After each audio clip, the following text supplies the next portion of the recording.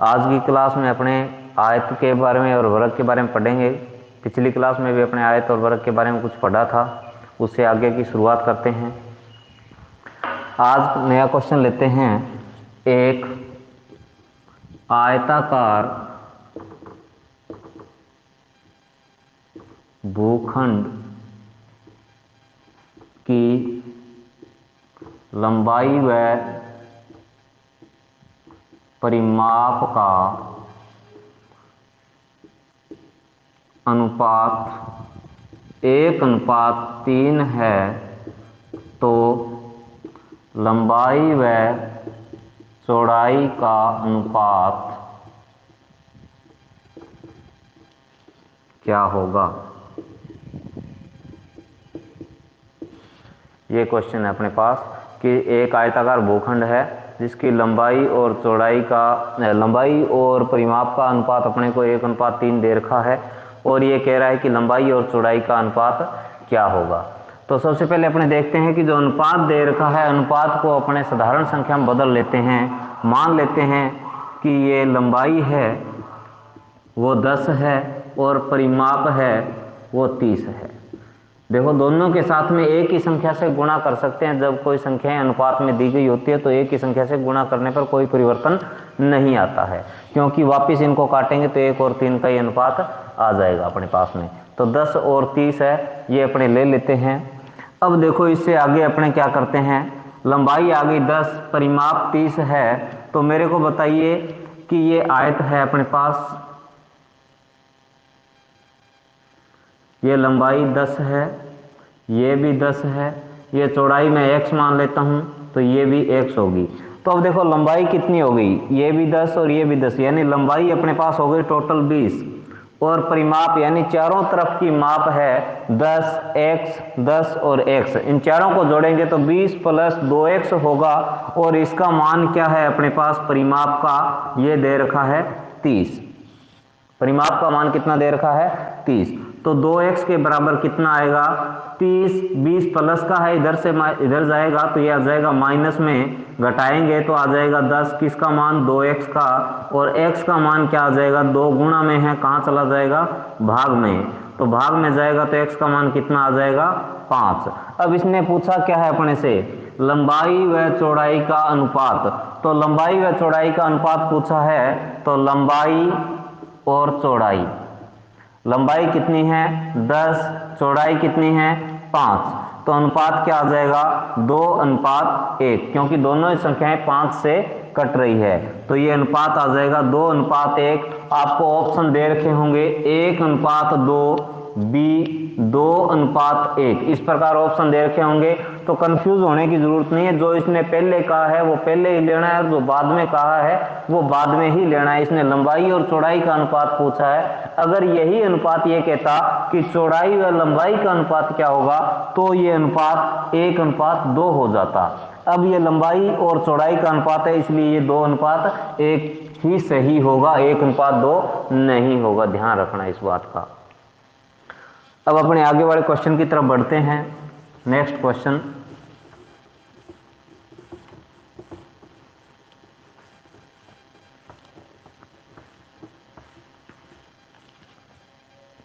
Next question ये कह रहा है, जो पीछे रीट के एग्जाम में आया हुआ क्वेश्चन भी है, किसी आयताकार खेत का विकिरण, किसी आयताकार खेत का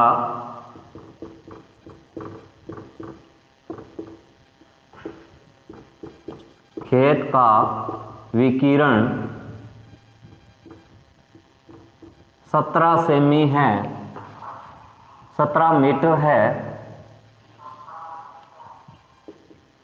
तथा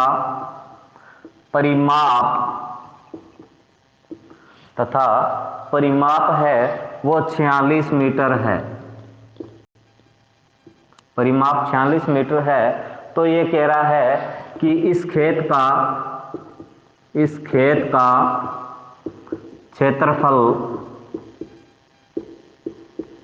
क्या होगा।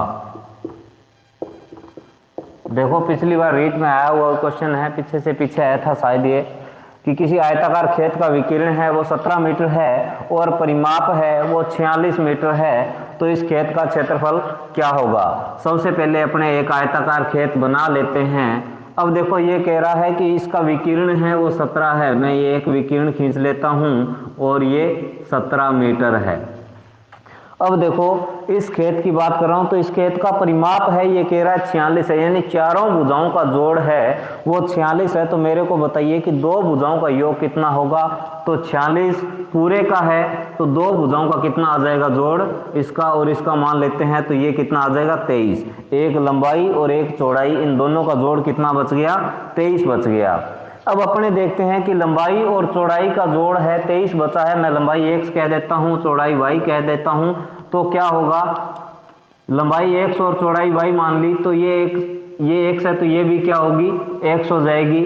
तो ये एक समकोण त्रिभुज बन रहा है, क्योंकि अपने जानते हैं कि आयत का प्रत्येक कोण कितने डिग्री का होता है, 90 डिग्री का होता है। और ये कर्ण हो जाएगी भुजा, क्योंकि 90 डिग्री कोण के सामने वाली भुजा क्या होती है, कर्ण होती है।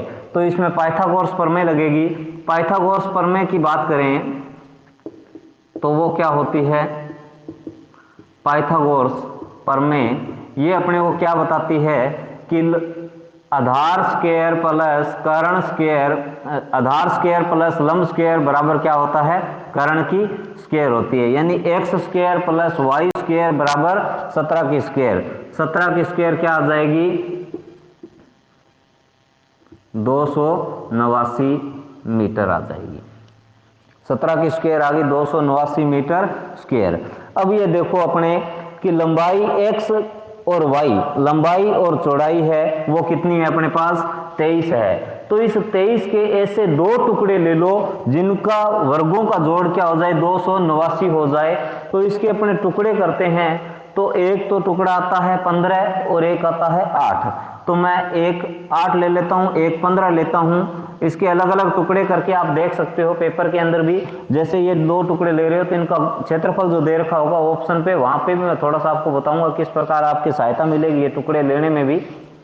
तो 15 की स्क्वायर करते हैं तो 225 हो जाती है, और 8 की करते हैं तो 64 हो जाती है, और इन दोनों का जोड़ कितना हो जाएगा, 289 हो जाएगा, और ये भी 289 है। इसका मतलब कि लंबाई कितनी है, 15 है, चौड़ाई कितनी है, 8 है, क्योंकि ये x का मान 15 है, y का मान 8 है। तो ये 15 आ गई, ये 8 आ गई। अब मेरे को बताओ, इसने क्षेत्रफल पूछा है, तो क्षेत्रफल क्या होता है, पहले अपने पढ़ा है कि लंबाई और चौड़ाई को गुणा करने पर क्या मिलता है, अपने को क्षेत्रफल मिलता है। तो 15 को 8 से गुणा करेंगे कितना आ जाएगा, 120 आ जाएगा।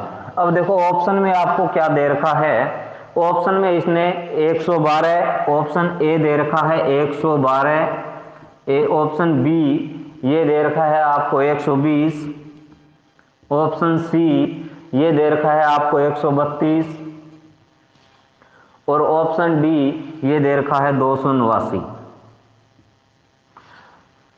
ठीक है, तो ये चार ऑप्शन दे रखे हैं। आप जो भी टुकड़े लोगे उनका गुणा इनमें से किसी एक का होना चाहिए। ये इतना काम आसान हो जाएगा अपना कि ऐसा टुकड़ा लें कि जिनका जोड़ तो क्या हो जाए अपने पास 23 हो जाए, और गुणा करें तो इनमें से कोई एक संख्या भी आ जानी चाहिए और इनके वर्गों का योग भी हो जाना चाहिए। दोनों बातें जब मिला लोगे तो आपका आंसर बिल्कुल से एकदम से सही आ जाएगा। कितना, 120 मीटर स्क्वायर आ जाएगा।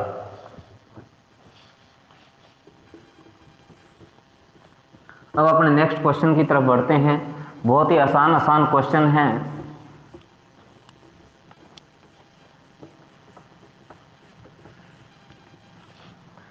नेक्स्ट क्वेश्चन है, किसी आयत की लंबाई तथा चौड़ाई क्रमशः 48 और 21 सेमी है। किसी आयत की लंबाई व चौड़ाई क्रमशः 48 और 21, 48 सेमी और 21 सेमी दे रखी है। ये कह रहा है किसी वर्ग की भुजा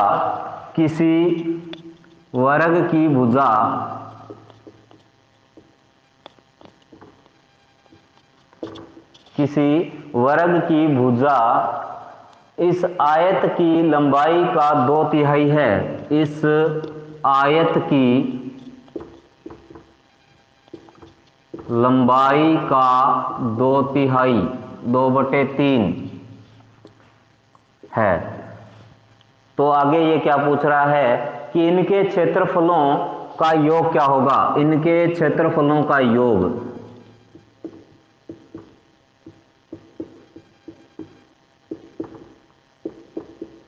इनके क्षेत्रफलों का योग क्या होगा, ये इसने अपने से पूछा है। तो अपने ये देखते हैं कि आयत की लंबाई और चौड़ाई दे रखी है, तो आयत का क्षेत्रफल तो अपने आसानी से निकाल सकते हैं कि लंबाई और चौड़ाई को गुणा करके, लंबाई और चौड़ाई का गुणा करते हैं तो आयत का क्षेत्रफल क्या आएगा। आयत का क्षेत्रफल 48 × 21 आ जाएगा। जब 48 और 21 को गुणा करोगे तो कितना आएगा,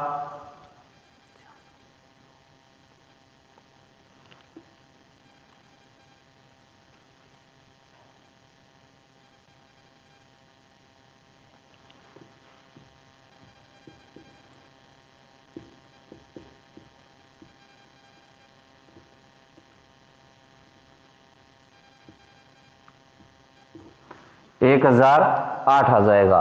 तो आयत का क्षेत्रफल तो आ गया अपने पास 1008 सेमी स्क्वायर, ये आयत का क्षेत्रफल आ गया है। अब देखो आगे इसने क्या कहा है कि वर्ग की भुजा इस आयत की लंबाई का 2/3 है। आयत की लंबाई कितनी दे रखी है अपने को, 48। तो वर्ग की भुजा क्या आ जाएगी, वर्ग की भुजा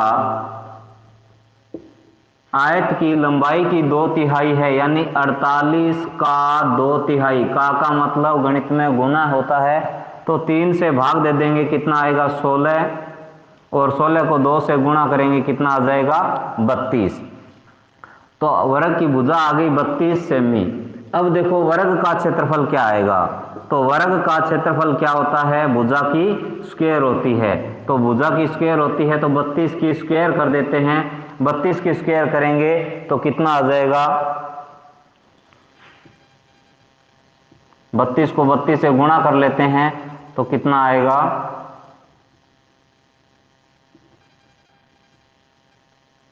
1024।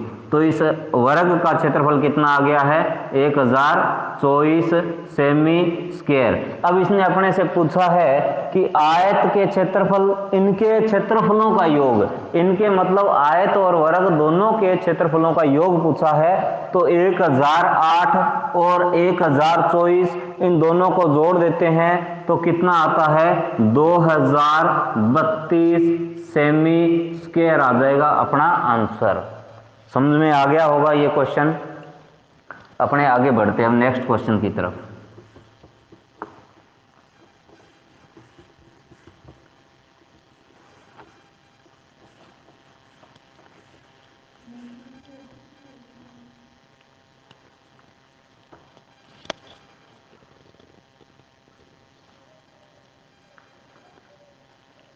नेक्स्ट क्वेश्चन की बात करूं तो और भी इससे अच्छा सा एक क्वेश्चन दे रखा है इसने। एक आयताकार बाग जिसकी लंबाई उसकी चौड़ाई से 4 मीटर अधिक है। एक आयताकार बाग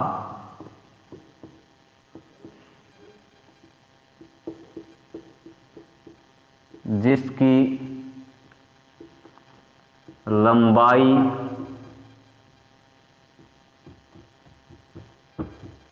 चौड़ाई से 4 मीटर अधिक है, यानी जो लंबाई होगी वो चौड़ाई से 4 मीटर ज्यादा होगी। इसके बाद में आगे क्या कह रहा है कि इसका अर्ध परिमाप, इसका अर्ध परिमाप 36 है, इसका अर्ध परिमाप 36 है। तो बाग की लंबाई क्या होगी, बाग की लंबाई क्या है।